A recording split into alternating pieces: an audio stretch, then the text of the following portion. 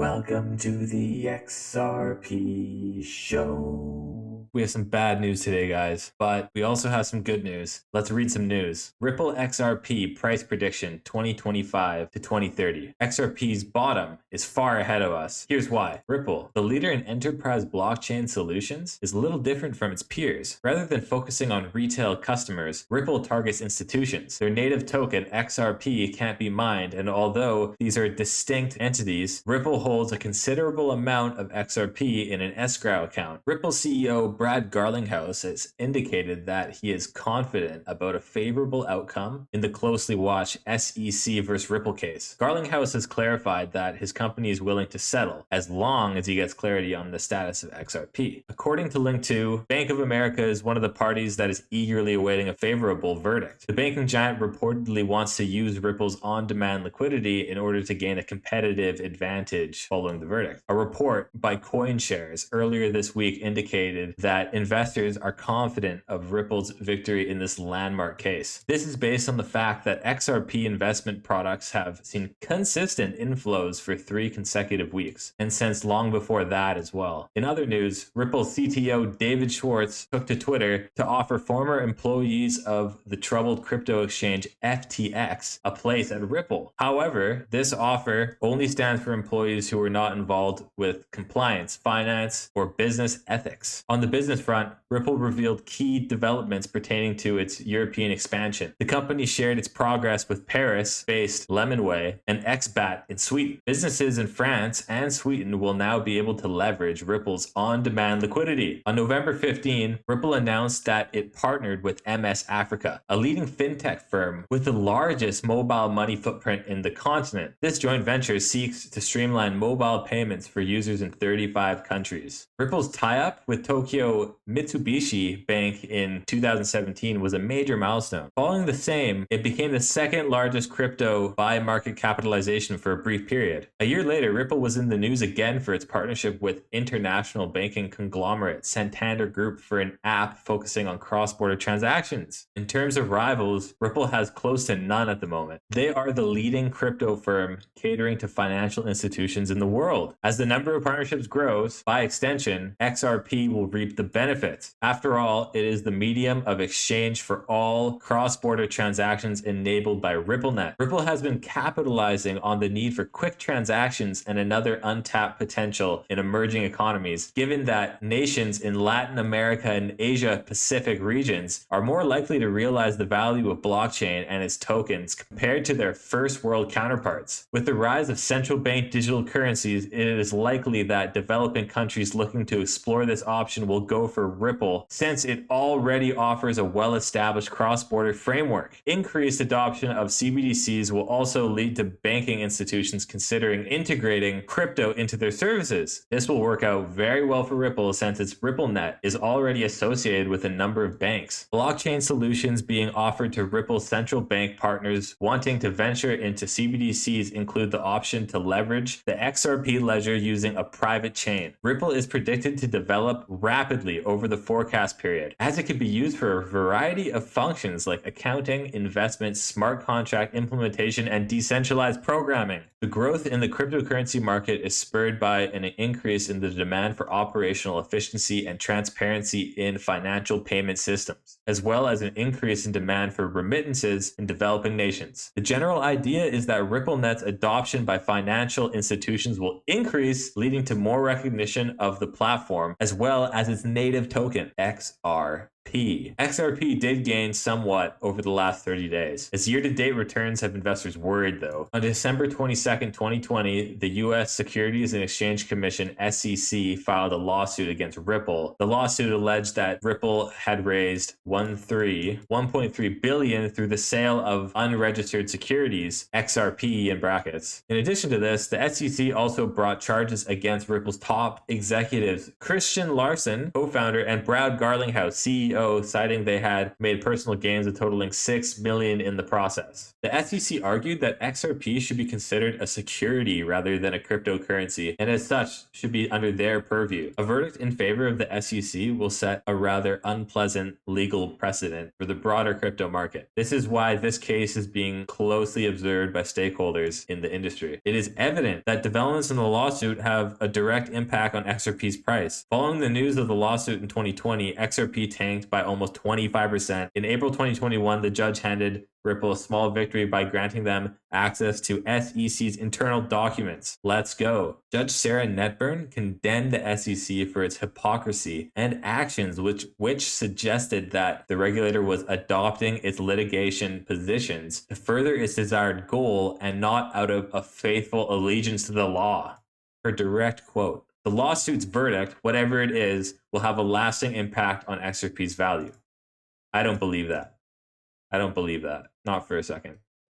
It is important to note that a verdict in favor of the SEC would make XRP security only in the US because the regulator does not have jurisdiction across the country's border. This should offset some of the damage to Ripple, given that it has a substantial amount of business globally. She believes that if crypto manages to beat the SEC, it could start taking on the SWIFT banking system. In an interview with CNBC, Ripple CEO Brad Garlinghouse talked about the possibility of an IPO after the case with the SEC is resolved. Ripple going public will have a significant impact on XRP's price action in the following years. If you want to get in on the pre-IPO purchase of Ripple shares, there's a link to link 2 in my description. Current price of XRP has already factored in Ripple losing the case. If Ripple loses the case, does anything change? It's basically just status quo. Garlinghouse is betting that it will be in favor of Ripple. I'm betting that because I think the facts are on our side. I'm betting that because the law is on our side. Curiously, support for Ripple and XRP hasn't been universal, really, with Ethereum's Vitalik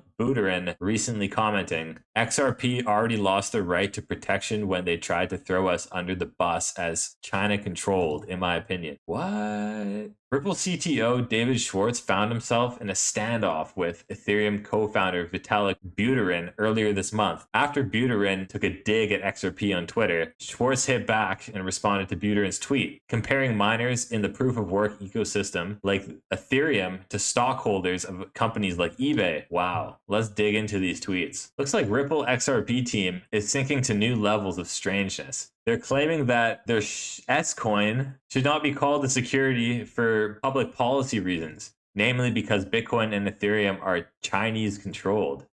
S-coin? Come on.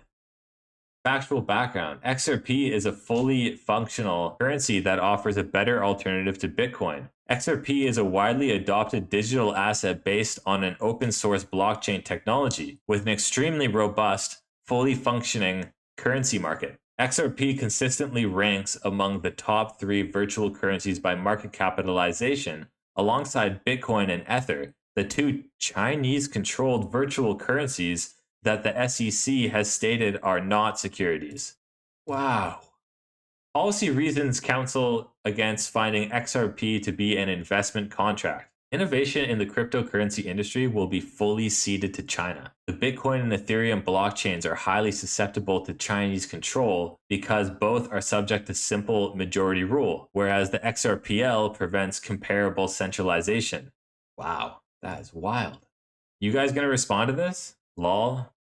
The government should punish projects that disagree with our narrative. Seems pretty on brand for ETH. Also, I do think it's perfectly fair to analogize miners in a proof-of-work system to stockholders in companies. Just as eBay's stockholders earn from the residual friction between buyers and sellers that eBay does not remove, so do miners in ETH and BTC. Just as eBay stockholders want to leave as much friction between buyers and sellers as they can because that's their revenue stream, so do miners in ETH and BTC. That's part of why they have higher fees than the XRPL. Do you think this debate should be settled by the government or the market? Vitalik Buterin. This quotation wasn't pulled from some attempt by Ripple to get the government to regulate ETH, was it? Very interesting points from David Schwartz. Average price prediction of 47 cents for XRP by the end of 2022. What do you guys think? Comment down below. As for 2025, a range between $1.47 to $1.76 at max for XRP by the end of 2022. What do you guys think? Conclusion from a panel of 36 industry experts is that XRP should be at $3.61 by 2025. I mean, that would be good, but seems a little bit low to me. He predicts that XRP will be worth 50 cents by the end of 2025, and surprisingly, a mere 10 cents in 2030? I mean, who knows? We might dip again soon, but I think the general trend in years to come is up. The NASDAQ thinks about $3.50 as well. Experts had a rather conservative figure for XRP in 2030. They believe that the crypto could hit $5 by 2030. Still low. Digital X Asset Manager revealed that he doesn't see any utility in XRP other than the speculation element. I don't think so. According to data published on NASDAQ's website, the average projection for 2030 is around $18.39. We're getting closer, but I still think much more than that, guys. Conclusion. Year-to-date figures from Ripple's Q2 earnings report have made it clear that despite the drop in XRP's price, demand for their on-demand liquidity service not only remained undeterred, but actually grew by 9 times year over year, with ODL sales totaling $2.1 billion in Q2.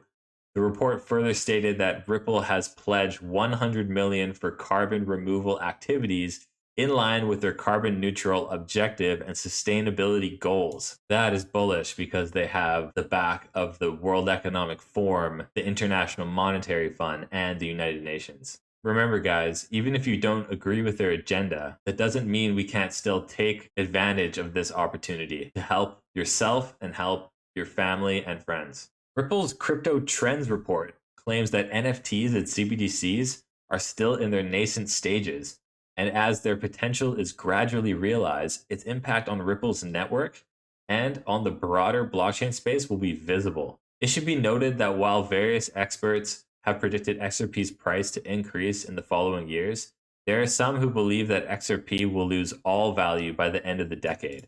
I really don't think so. The major factors that will influence XRP's price in the coming years are verdict of the lawsuit, check. IPO after lawsuit is resolved, check. Partnerships with financial institutions, triple check. Mass adoption, it's going to come. CBDC ventures by central banks, 10 checks for that. Thanks for listening to the XRP show.